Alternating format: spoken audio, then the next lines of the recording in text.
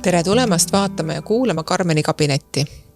Uuringud ütlevad, et enam kui 1/3 11–15 aastastest tüdrukutest ja umbes 1/5 poistest tunnevad enam kui kord nädalas masendust ja kurbust. Ja täna räägimegi vaimsest tervisest. Olen siia kutsunud MTÜ Peaasjad ühe eestvedaja ja kliinilise psühholoogi Anna-Kaisa Oidermaa. Tere tulemast! Aitäh kutsumast, Karmen! Ja järjest enam räägitakse, et laste vaimne tervis on üha halvem ja probleeme on järjest rohkem ja rohkem. Et kas see ainult tundub nii või sina psühholoogina ütled, et see ongi nii?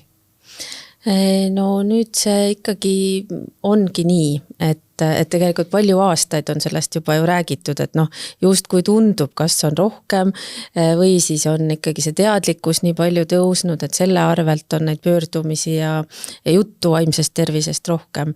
Aga praegu ikkagi üle maailma uuringud kinnitavad, et ongi päriselt rohkem ka probleeme.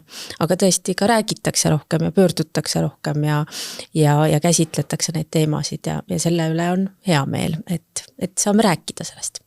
Aga mis siis on kõige tavalisem mure või mis asjad või mis diagnoosid on kõige tüüpilisemad või mis mured on kõige tüüpilisemad, mida sina oma töös näed? No kõige tavalisemad ongi kõige sagedasemad vaimse tervise probleemid ja sa tead ju hästi, et ärevus, meeleoluhäired, et selline alanenud meeleolu ja siuksed erinevad ärevusega seotud probleemid on kõige tavalisemad. Et noortel inimestel sõltuvushäireid nii palju ei ole, aga ainete kuritarvitamist ikkagi on üksjagu. Unega probleeme, et need on sellised kõige tavalisemad teemad. Palju on viimasel ajal räägitud ka ATH-st, autismist ja kõigest sellega seonduvast, et keegi kuskil lausa mainis, et nagu oleks ATH epideemia või midagi sellist, et kuidas sa seda kommenteerid? No seda ma kommenteeriks nii, et ATH-st on tõesti palju juttu ja ma arvan, et see on nii vahva, et meil on nüüd ATH liit, kes on väga palju seda teemat vedanud ja just seda toonud esile, et täiskasvanud saaksid lõpuks ometi diagnoosi, kes võib-olla on aastakümneid siis ikkagi kannatanud ja ongi saanud võib-olla mingi depressiooni või ärevushäire selle tõttu, et neil on seal all siis ravimata ATH. Kuidas seda ATH-d siis ravida?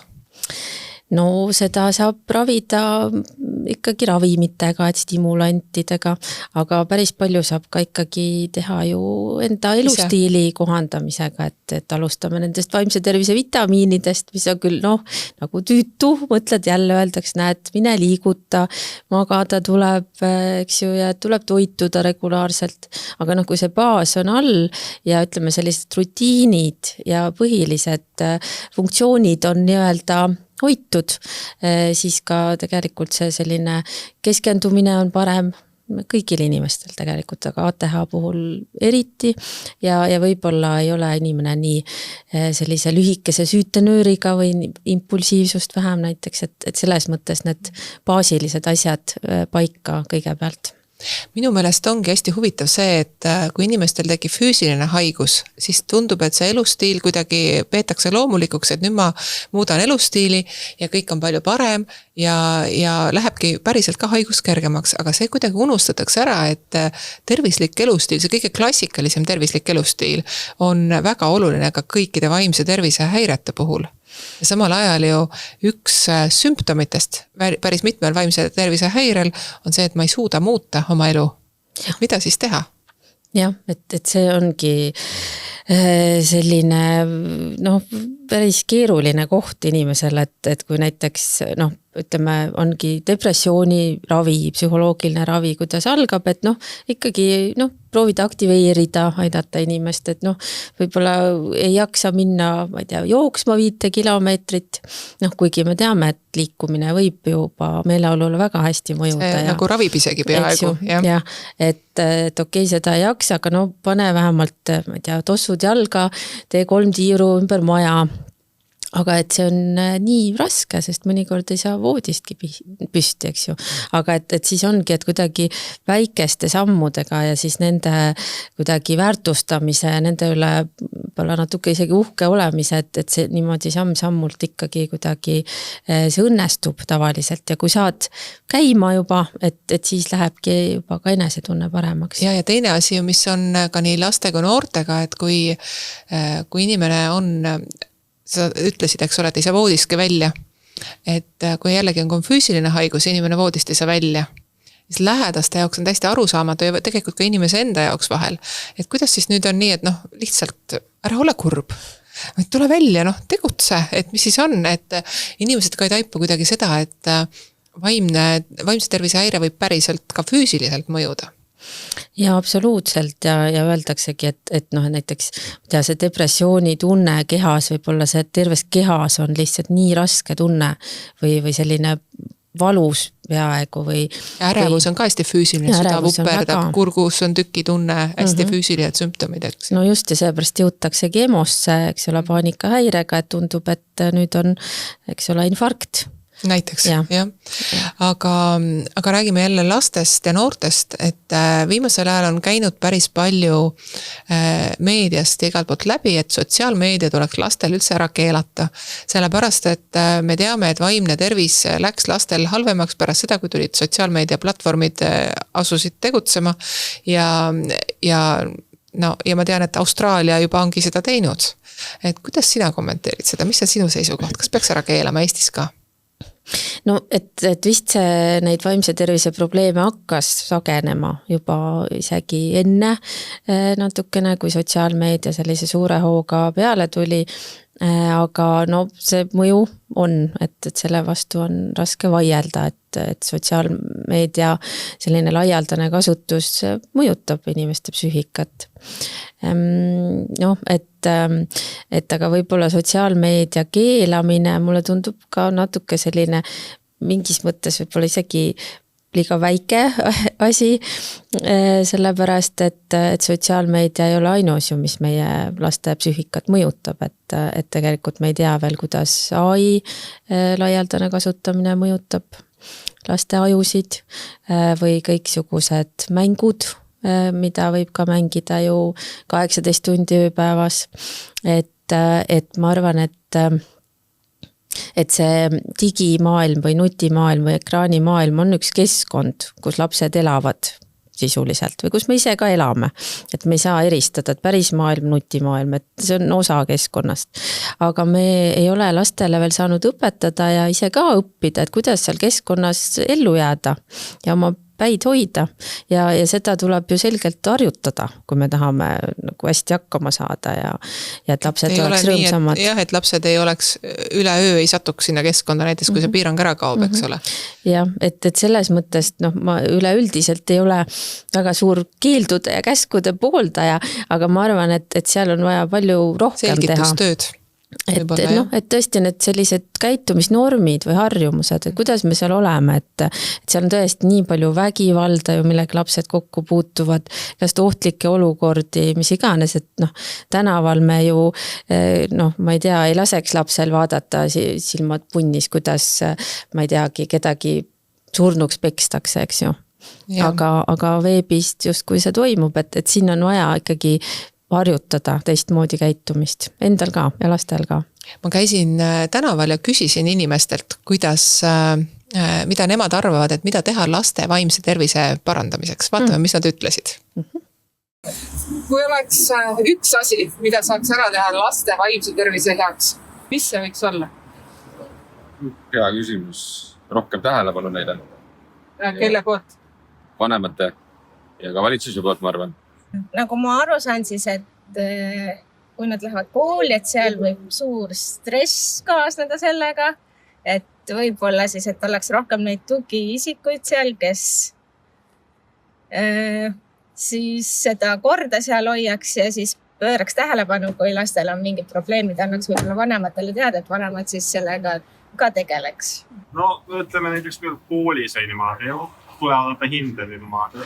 Halvad hinded tulevad, siis mõtled, oi kurat, miskit ei saa nüüd elu läbi või maha nagu, ma arvan, et nagu kuidagi koolis või niimoodi või ükskõik kus nagu võiks nagu pigem sellised halvad hinded või sellised nagu väiksed ebaõnnestumised pigem olla nagu motiveerivad rohkem, mitte nagu sellised, mis nagu ütlevad sulle, et ei, sa ei ole hea, sa ei saagi paremaks niimoodi, et unus sa ära kõik. Peaks laskma neil rääkida ja kuulata neid. Lapsevanemana või õpetajad või kellel? Ma arvan, lapsevanemad ka kuulan ja siis ilmselt ka õpetajad ikkagi jälgime. Ma arvan, et nemad on kõige lähemal neile. Ma arvan, et see on kõige parem vanem maailma lastega. Sest praegu tundub, et vanemad tegelevad kõige muuga ja igaüks tegeleb nutitelefoniga rohkem kui üldse teise inimese. Nii et ma arvan, et see on suht inimese ja inimese vaheline suhtumine. Ja siin toodi välja inimlik suhtlus ja siis seda nii lapsevanemate kui ka kooli keskkonnas. Ja mulle väga meeldis see, et negatiivne hinne võiks pigem olla motiveerimine, mitte karistus, et tõepoolest sõltub hästi palju, kuidas seda hinnet tõlgendada ja lapsele selgitada, et ma olen väga nõus sellega. Aga me mõlemad oleme lapsevanemad. Mis on sinu nipid või sellised praktikad, mille abil sina oma lapse vaimset tervist hoida püüad? No eks ma katsun ikkagi ka rääkida temaga ja kuulata. Ja no magamisaeg on kindel meil kodus. See on nagu selline... Vana laps sul on? Ta on 11. Minul on 11 ja 14 ja meil on samamoodi. Magamise aeg on väga kindel, üks laps väga peab seda ja teine laps jällegi unustab ära lihtsalt, et tuleb magama minna. Ja vahel mina juba magan ja tema ikka veel ei maga, et siis me vahel ka arutleme sellel teemal. Ja samas tõesti see rääkimine, aga kuidas sa nagu räägid lapsega? Selles mõttes, et sa küsid, kuidas sul läheb? Kuidas koolis läks? Mis ta vastavad? Ütled, hästi läheb. Hästi läks, et see läks nagu välja õpitud või selgeks õpitud vastus sageli lastelt. Et kui küsid, kuidas läheb? Hästi. Et mismoodi siis lapsega rääkida? Ja, no vahepeal ka lepid sellega, ise teed oma asju, uhid edasi, et väga hästi, et läks hästi. Ja pärast vaatad e-koolist, kuidas tegelikult läks. Aga no vahel on ikkagi hea ka midagi ikkagi koos tehes arutada asju. Ja kas või mingisugust näiteks koos mingit filmi või sarja vaadates kuidagi kommenteerida või avada mingid teemasid või kas või mingid koos mängides midagi, et siis see jutt kuidagi läheb veerema ja ei ole liiga niimoodi, et istukski nagu kabinetis nüüd, et nüüd räägi, vaid et loomulikult siis läheb see vestlus, et ja võtta kinni nendest avangutest, et mis laps ise teeb või kui ta tahab kuskile suunas minna oma jutuga, et siis sealt edasi küsida ja tuua mingeid näiteid ja rohkem laiendada seda juttu. Jah, mulle meenub, kuidas ühed lapsevanemad said oma teismelise rääkima. Et see oli kuskil ajakirjanduses, mulle tohutult meeldis see, et neil oli mure, et laps ei tahtnud nendega üldse suhelda. Ja siis nad läksid kööki iga õhtu ja mängisid lauamängu ja naersid tohutult, sest neil oli tõesti lõbus. Ja mingil hetkel see laps tahtis ka, et mis te teete seal nii toredat. Ehk et tõesti mõnikord selline lihtsalt rääkimine, nad ei tahagi rääkida, nad ei oskagi oma tundeid alati seletada ja iga laps ei ole selline rääkija, mõni on, mõni ei ole. Ja vahel tõesti see koos tegutsemine ja mu oma peres meil ka on kasvanud mitmed lapsed ja üks neist oli väga keeruline oma iseloomu poolest ja käitumise poolest ja temaga me käisime koos kinos näiteks. Talle õudselt meeldis, mulle ka väga meeldis. Ja siis lihtsalt see koos filmi vaatamine, samal ajal naermine või samal ajal, ma ei tea, ärevuse tundmine, et mis seal nüüd edasi saab, siis see oli tema jaoks, oligi tegelikult, mis aitas kontakti hoida. Et tõesti, lihtne on selle lapsega, kellega kõik ongi korras justkui ja võib-olla hoida seda suhet, et ennetada vaimseid tervise probleeme. Aga kui lapsel on juba tekkinud mingid mured, et kas või see sama ATH, millest me enne rääkisime, või tal on mingid spektrijooned ehk nii-öelda autismijooned, mis ju soodustavad nende vaimse tervise murede teket ka. Et kuidas sina soovitad, et millal üldse peaks lapsevanem hakkama mõtlema abi otsimisele? Et mis on need tunnused, kus tõesti sellest tavapärasest rääkimisest nagu väga ei aita enam?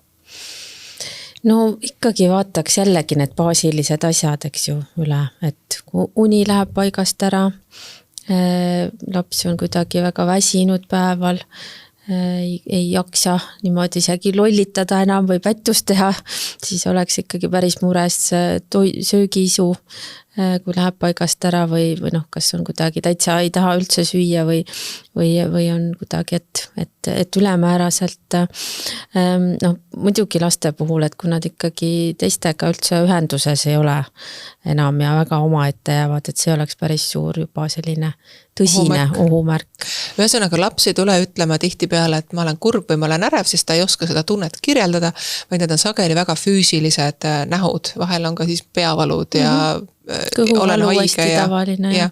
Aga mida teha lapsega, kes ei taha üldse koolis käia?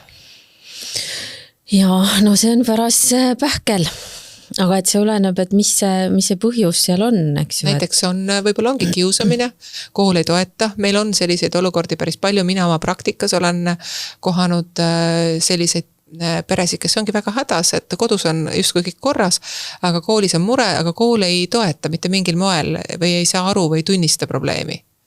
Et mida siis nagu teha? Need on tõesti väga rasked olukorrad, et kui ka meie tiimini jõuavad, noh, ma olen näinud, et koolivahetus on sellisel juhul aidanud. Aga kooliga suhtlemine kuidagi, näiteks kas üldse inimene saab midagi teha ka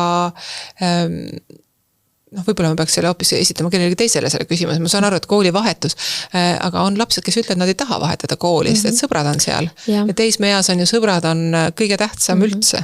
Ja, et kindlasti muidugi, et see koolivahetus on selline viimane samm, aga et kui kool tõesti noh, ei tee midagi, et muidugi rääkida, eks ole, klassijuhatajaga ja tugispetsialistidega ja kuni juhtkonnani välja, et tegelikult see on ju koolipidaja vastutus tagada turvalisus koolis keskkonnas ja see tähendab ka psühholoogilist turvalisust tegelikult. Ja kui laps juba kardab minna kooli näiteks kiusamise tõttu, noh siis selgelt ei ole ju see koolipidaja oma vastutust täitnud, et noh, see on see ülesanne, aga et ja seal ei ole ikka väga võib-olla raske teinekord seda kiusamist ära lõpetada või neid suhteid parandada, aga noh, selleks peab jälle siis aega võtma koolis ja peab aega andma mingi muu tunni arvelt ja see kõik on võib-olla keeruline, aga kooli jaoks ka keeruline. No just, et kogu see logistika seal ümber, aga noh, seda ikkagi tasub teha, sest et lapsed ja inimesed üldse tegelikult on ikkagi sõbralikud pigem ja kui rääkida ja arutada seda suhete väärtustamist näiteks ja kuidas me käitume, et ega see ka nii suur kunst ei ole, kui leida, et see on oluline ja tegelikult on ju. Ja õnneks koolides tänapäeval on ka rohkem tugispetsialiste kui oli varem, et mina arvan, et see on paremaks läinud ja mulle väga meeldib ka kiusamisvaba kooli algatus.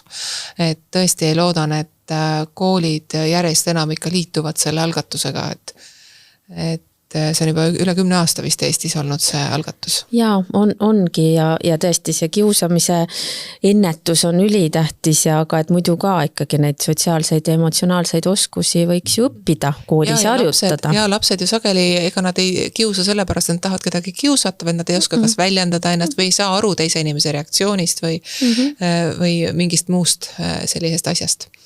Lõpetuseks ma küsiksin sult ühe sellise toreda harjutuse, kas oskad soovitada midagi, kuidas õpetada lapsele siis kas teise mõistmist või oma emotsioonide reguleerimist, et mida sa soovitaksid teha näiteks, mida lapsevanem võiks teha või vastupidi hoopis, mida koolis võiks teha lastega?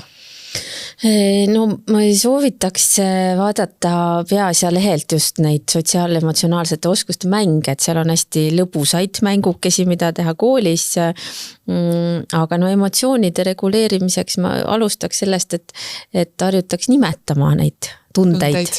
Et mis praegu enda sees on ja võib-olla kus ütleb täiskasvanu ja siis pärast ütleb laps järgi ja sellest algab.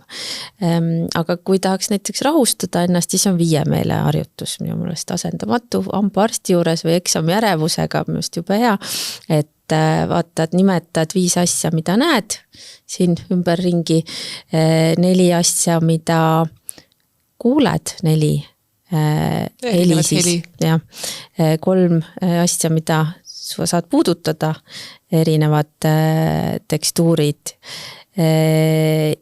ja siis 2 lõhna, mis hakkavad ninna ja mis maitse suus on viimasena. Ehk et tuua ennast kohale sellesse hetke, mitte muretseda ette. Mulle selle emotsioonide nimetamise õpetamisega meenub mu oma laps. Õpetasin juba varakult, teadsin, et lapsed peavad õppima emotsioone nimetama. Sa oled nüüd, et kas sa oled kurb või kas sa oled rõõmus või oled sa vihane, õpetasin. Ja mingist hetkest laps avastas, et see on hästi tore minuga suhtlemise viis. Emme, ma olen kurb. Ma küsisin, et aga kas sul on hea meel, et sa oled kurb? Jaa, nii tore, ma olen kurb. Et ühesõnaga, ma sain aru, et võib-olla ma peaksin natuke mõnda asja teistmoodi tegema, et lapsed teinekord annavad päris huvitavat tagasisidet. Aitäh sulle, Anna-Kaisa, ma väga loodan, et mõnigi lapsevanem sai siit kas või mõne väikese nipi ja kindlasti Peaasjade kodulehelt tasub siis vaadata neid toredaid mänge. Aga meil on ka mõned küsimused tulnud ja ma loen need ette ja püüan siis nendele ka vastata. Mis teie arust laste vaimsele tervisele kõige halvemini mõjub?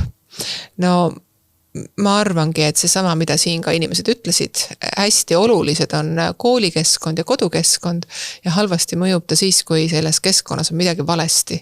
Et alati on ikkagi tähtis see, kust laps tuleb ja kust ta õpib.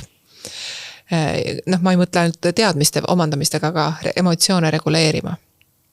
Kuidas toetada noori ja lapsi, kes ei taha ise rääkida oma vaimse tervise muredest?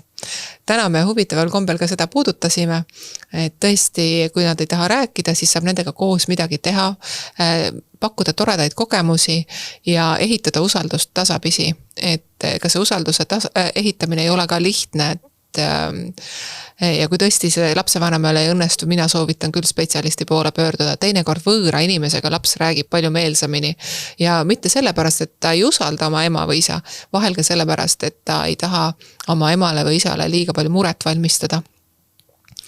Kuidas vanem saab aidata, kui lapsel pole sõpru või ta on sotsiaalselt üksik, ilma et asi tunduks peale tükkiv? See on päris keeruline küsimus, see sõltub hästi palju muidugi lapse vanusest. Kindlasti aitab see, kui on olemas, võib-olla tõesti õpetada seda julgust lapsele, toetada ja ma arvan, et võib-olla kõige olulisem on üldse leida üles need vaimse tervise mured või üldse mured, mis sellel lapsel on. Mina vist pöörduksin sellise lapsega küll spetsialisti poole. Kui see on selline, kui see tema soovimatus suhelda või oskamatus suhelda häirib teda ennast ka. Sest tegelikult osad lapsed tahavadki olla ka rohkem oma ette, aga muidugi, kui ta täiesti isoleerub, siis ei ole hea. Kui kahtlustan kiusamist, mis on esimene samm ja mida mitte teha, et asi hullemaks ei läheks? Kindlasti rääkimine. Kunagi üks lähisuhte vägivallaga tegelev psühholoog ütles väga hästi, et vägivald armastab vaikust. Ja kiusamine oma olemuselt on vaimne vägivald, võib olla ka füüsiline vägivald ja seda ei tohi kindlasti ignoreerida. Kindlasti peab rääkima.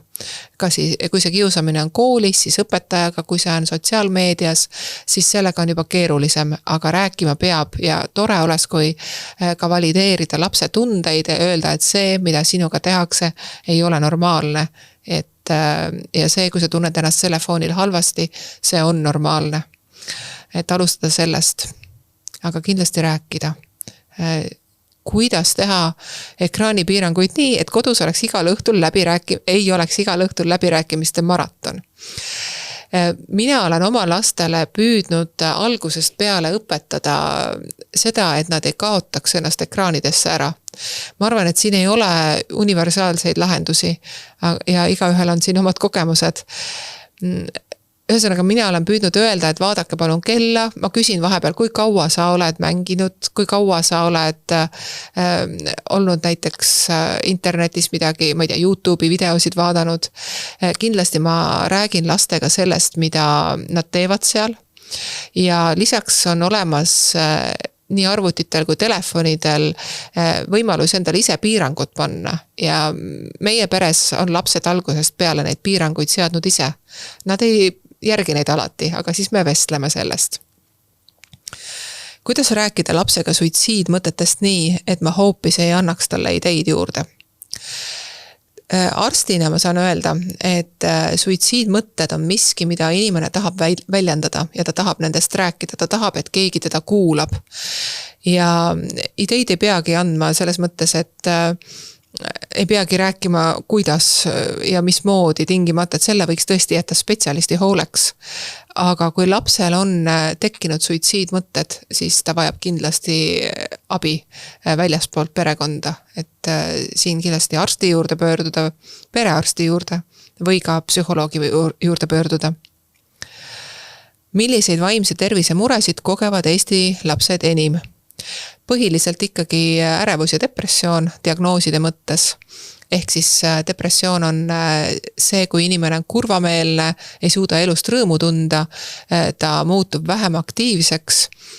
Laste puhul avaldub see siis sageli füüsiliste sümptomitena, tekib jõuetus, väsimus või vastupidi ka unehäired, et ta ei suuda magama jääda.